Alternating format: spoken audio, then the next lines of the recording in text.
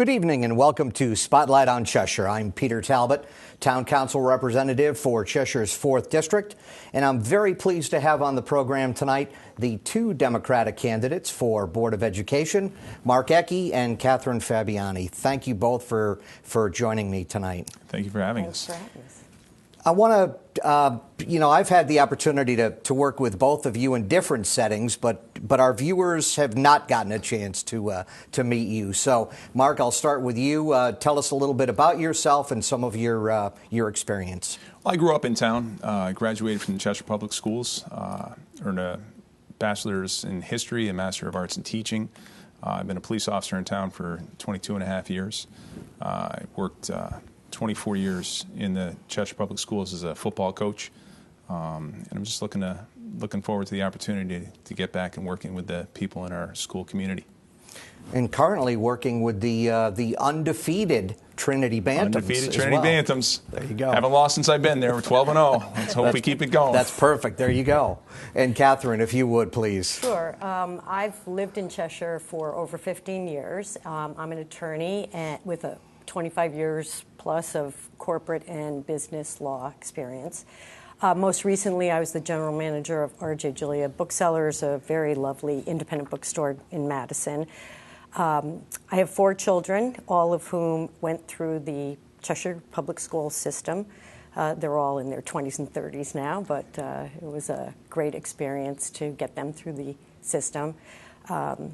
And, I'd love to be able to bring my skills as an attorney and someone who's run a small business and is very aware of how hard it is to, prioritize spending decisions. And I hope to bring that to the Board of Education. Excellent.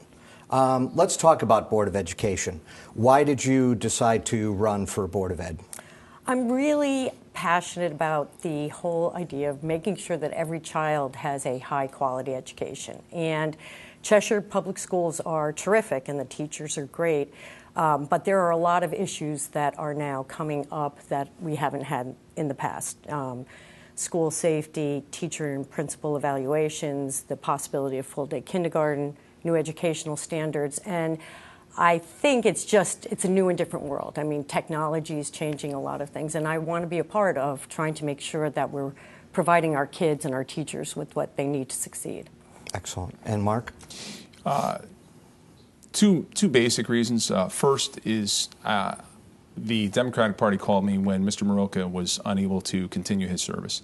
I know Mr. Maroka from when I was a student at Cheshire High School, and I grew up with his kids, played football with his kids, and to try to replace that kind of dedication that he had as a teacher, as a volunteer in the Board of Education. Yeah, I felt that I couldn't say no to that kind of an opportunity. The other thing is, I've served the kids in this town for years, and as a school resource officer, I worked for 9 years in the classroom. I've been in the classroom. I've worked intimately with the teachers, the administrators in the schools, and I saw this as a great opportunity to help serve them and give them the tools that they need to give the best that we can to our children. Let's get into some issues, and I'm going to kick it off with the one that I'm hearing the most about as I've been out campaigning and walking neighborhoods, and that is full-day kindergarten. Presently, a little over 100 of the communities or the school districts in the state of Connecticut offer full-day kindergarten. Cheshire currently does not. They do the half day. They do a morning session and an afternoon session. What we're finding in Cheshire is that with the curriculum changes that the state has introduced, the kids have very little time for anything but academics. And there's been a tremendous push by a very well-organized group to try to get full-day kindergarten passed here in Cheshire. A little background before we get into your responses on it, and that is that as we sit here taping tonight, full-day kindergarten has been recommended by the curriculum committee to go to the entire Board of Education. That vote will be coming up later here in October. presuming it passes there, the new town council will get the budget that Dr. Florio sends to the town council next year. So let's talk specifically about full-day kindergarten now and what your feeling is on it and what you would support as a Board of Education member. Okay. I'm absolutely in favor of full-day kindergarten. I know that there are parents that feel uncomfortable maybe sending the younger children to a full day of school, but significant research has shown and is continuing to show that children who receive full-day kindergarten are much better equipped to continue to outpace children that only receive half-day kindergarten, where we have such high expectations for what our kids are supposed to be learning, and the Common Core standards that you referred to are really rigorous and demanding. I went online and just looked at a few of the Common Core standards for the kindergarten group.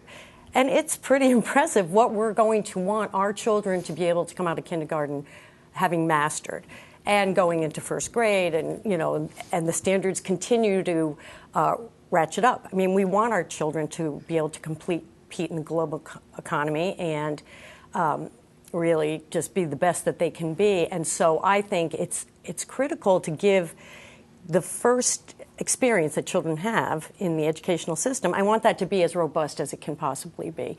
And I don't believe that 2 hours, 2.5 hours a day gives teachers enough time to work with students, enough. So. And I think that's a great point, Kathryn, because one of the things that the people that have been against full-day kindergarten have said it's not full-day kindergarten, it's full-day daycare.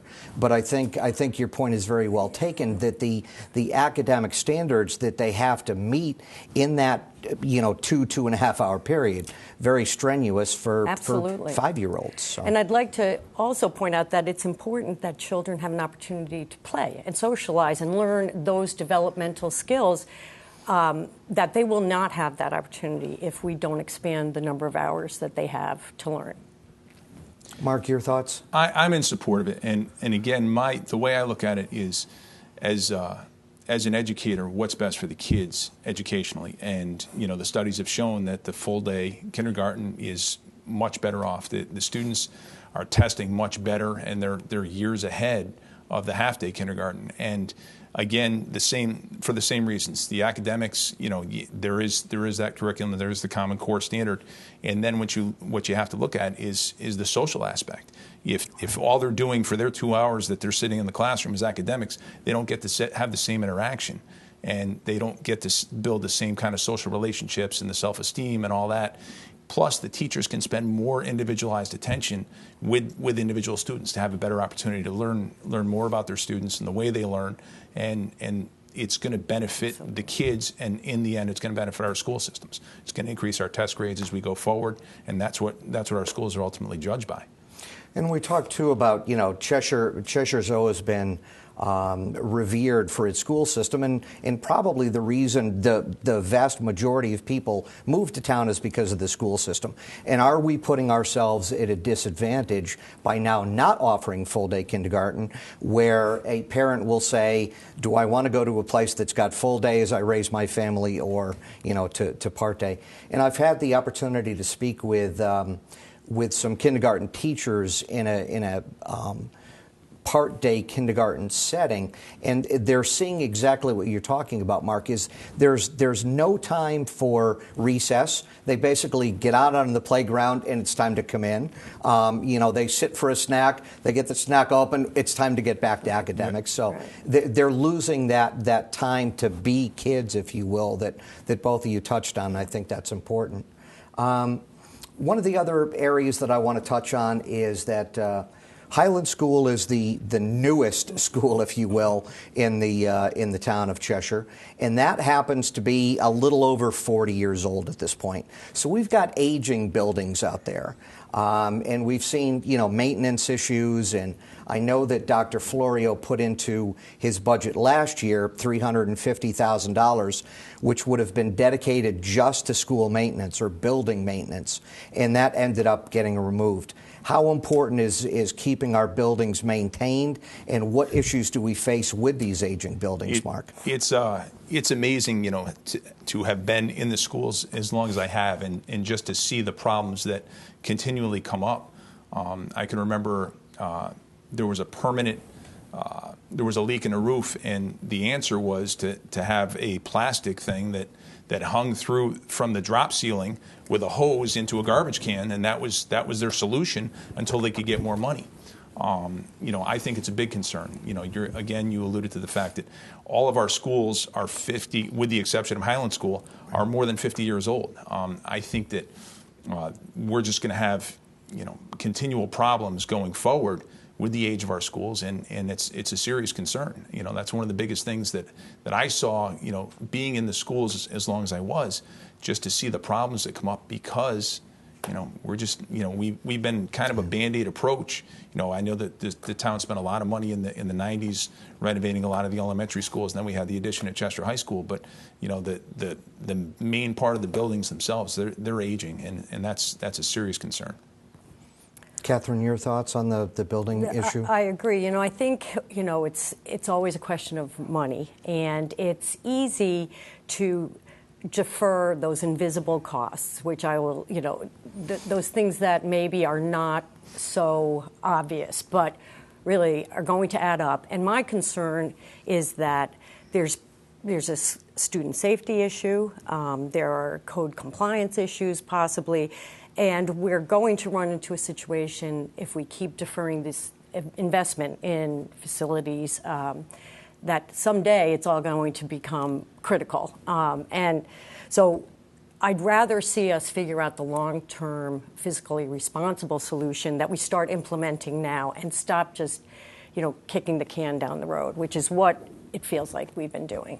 And one of the things that we were talking about before we actually started rolling tape, as we were just chatting in pre-production, if you will, was the point that you brought up, Mark, about the fact that we still have we're still using trailers in some of our schools for classrooms. I still kind of chuckle. We down at Norton School, they renovated, they did some nice things, added a couple of classrooms, and we still have permanent trailers. I just have a hard time with that. In a town that respects education, and again, you alluded to the fact before that people probably choose this town because of the schools, that we have permanent trailers and we're using them on a daily basis. I just think that we could do better for our kids. Can I just add one little Sure. thing? I think the other thing that we're missing is the impact of technology and whether these buildings, technology is part of every child's life, and it's going to become more and more a part of the educational experience, and we're not equipped to really deal with that. And I think that's another, as I said, invisible issue, sort of, that people may not be thinking of all the time. I know that the high school now, and that's a good segue into a quick discussion about technology.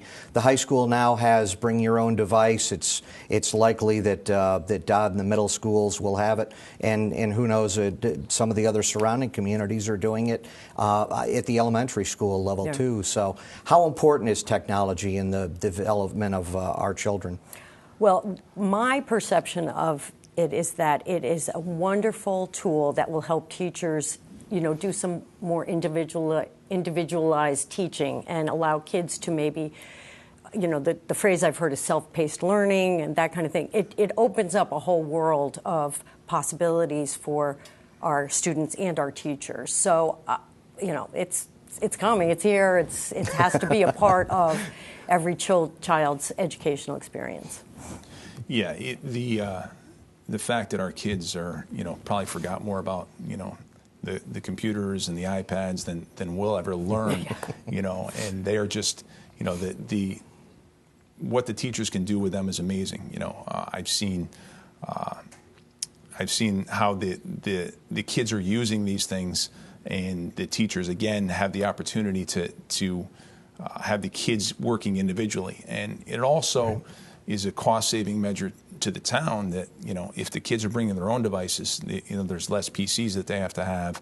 And, I know that the town eventually wants, or the board would like probably to get rid of those. I read somewhere that 77% of our PCs in the schools are 5 years old or older. And, I think that that's something that if everybody's bringing their own, and just about, I don't know what the percentage is, but a lot of kids have their own iPads, their own laptops. And if we can encourage kids to do that, it is a savings to the board.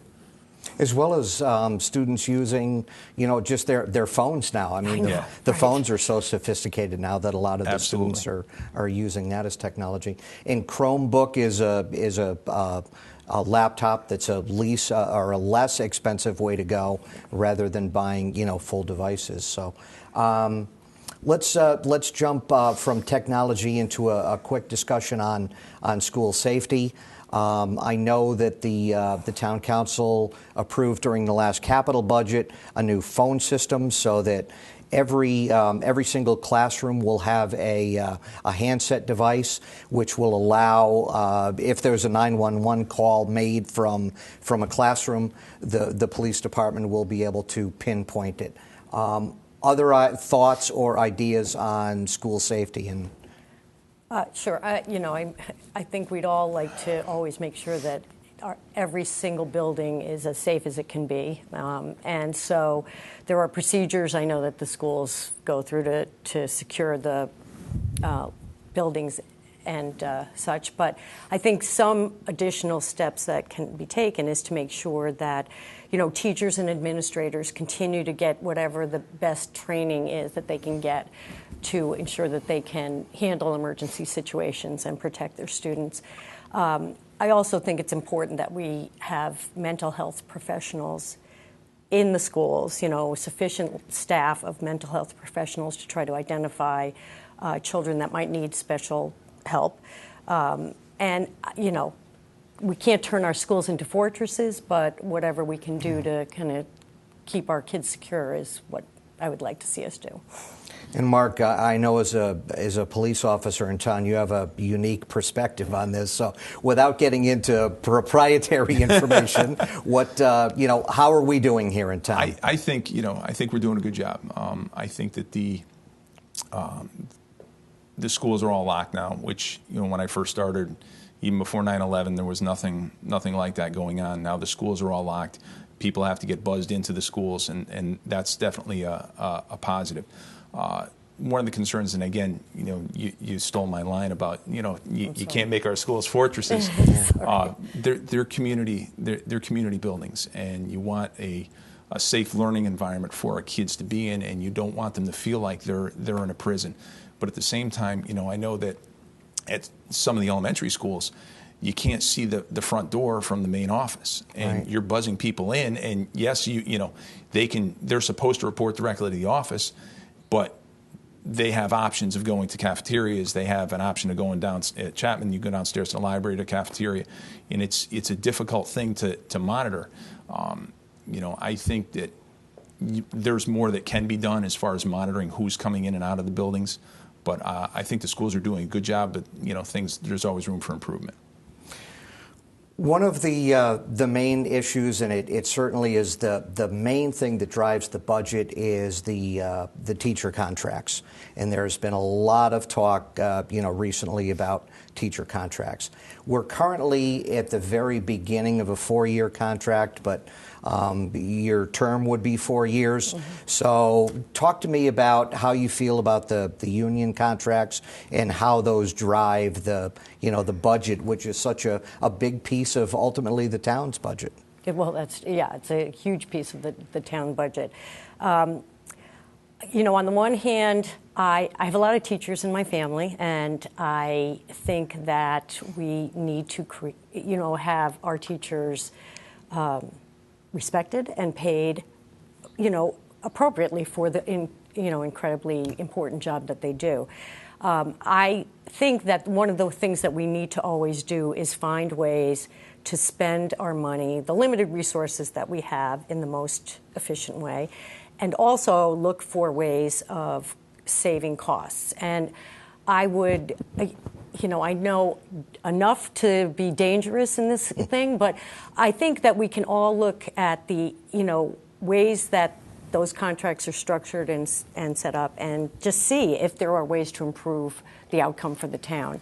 That would certainly be an area that I would intend to focus on if I'm elected to the board. Mark? Being a union guy, no, seriously, the teachers are the most important employees in the schools, and they're the ones that are spending every hour with our students. I believe that they should be rewarded appropriately, and traditionally, and I haven't studied the latest teachers contract in our reference group to see where we're at. Traditionally, our teachers are paid a little bit under or at the lower end of the scale compared to all the other towns. If we can, not that we don't want to pay them, but we want the best people we can have in the classroom, and if we have to pay them, we have to pay them.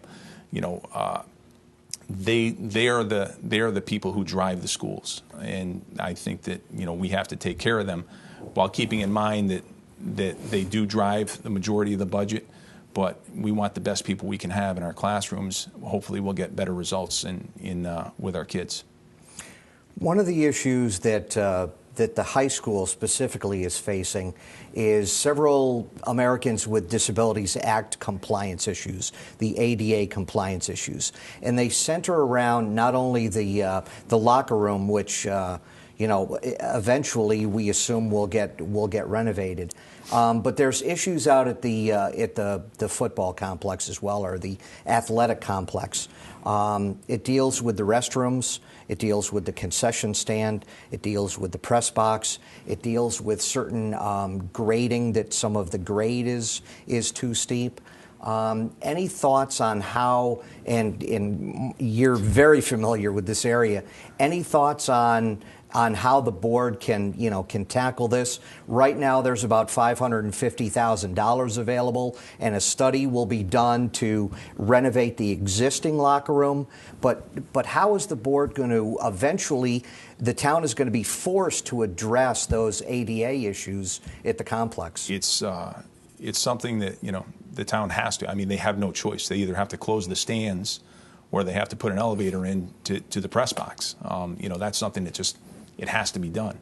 I know that having been around, I've seen different options, but none of it's going to be cheap. I think that the bathrooms, and I've been complaining about this for years, the bathrooms at the McCleary complex are deplorable. That facility was built in the 70s when we played at 10:30 in the morning, and there were a couple hundred people at the game. So it was a great facility for then, and with the advent of Friday Night Football and bringing all the people in, and a perfect example is you look at Music in Motion. They're not using the bathrooms; they're renting their own portalettes. Exactly. Because it's that bad. But that's something that needs to be renovated. I mean, we have a beautiful field. We have adequate stands, and now you start to look around, and our bathrooms are really, really bad.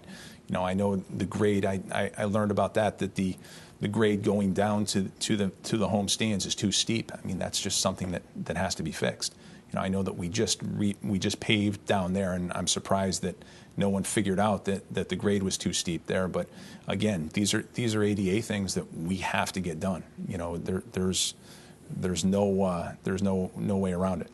And it's not just about football either, because there's so many. And you brought up the perfect example. It's soccer, it's football, it's lacrosse, it's field hockey. That field has so many uses now. Absolutely. We could be hosting probably some CIAC playoff games and generating some revenue from the rental of the field. But like you say, we're being held back. And then Music in Motion just had the Cheshire Band competition, just had their 30th anniversary. So, and exactly, they just, with one men's and one women's restroom, it's just not enough to handle the thousands of people that come to that complex for events. Your thoughts? I'm not sure I have a lot to add after that. But I think this highlights the issue of making short-term decisions, just the Band-Aid approach, and continuing to spend money on top of money on top, and never really solving the problem. Put that in one, pile, and then, why don't we look at this type of issue and figure out the best, most cost-effective long-term solution, and done, because you're right, we don't have a choice. We can't avoid compliance issues. That's just not even a possibility. No one knows that better than an attorney. Right, exactly. So, I mean, it's really more the mindset of how are we going to start making decisions that, affect all of our students and all of our facilities and our community at large. We've got two very good women on the Board of Education currently, Marlena Sobel and Kathy Hellreich. We hope that the two of you are able to join them. What do you see as, are there any issues that we haven't touched on that you see as big issues that we're going to face in the next 2 to 4 years with education in any of the schools in town? Do you want to go? I'll go first. Well, I think it's really a continuation of everything we've been talking about. There are a lot of complicated things going on in the world of education, and it's going to require a collaborative approach that always puts the interests of our kids first. And, so can I pinpoint specific issues? No, but I know that we have to be dealing with all sorts of things, and there's a lot of important stakeholders. And especially our children. As we know from the past, there's going to be things that pop up that we haven't even considered or thought of yet, too. So we've only got a couple minutes left. Give me kind of a closing wrap-up about why people should be voting for Kathryn Fabiani for Board of Education on November 5th. Okay, I'd be happy to. I am, as I said, deeply interested in the education issues and making sure that our kids are equipped to succeed. I will work as a team player. I like to think carefully about issues. I think analytically, and I think I can bring a lot of skills from all walks of my life to help. Mark? I've got a 24 years experience working in the schools, 9 years as a school resource officer and a DARE officer. I've worked with the administration at all the schools, all the principals, worked closely with the administration at the board. I've dedicated my life to the kids. My entire adult life, I've worked with the kids in this town, and I just look forward to having an opportunity to serve them more on the Board of Education. Thank you both for joining me. Thank Good you. luck on November 5th. Thank you. Thanks. And exercise your right to vote on November 5th. Thanks for joining us on Spotlight on Cheshire. Good night.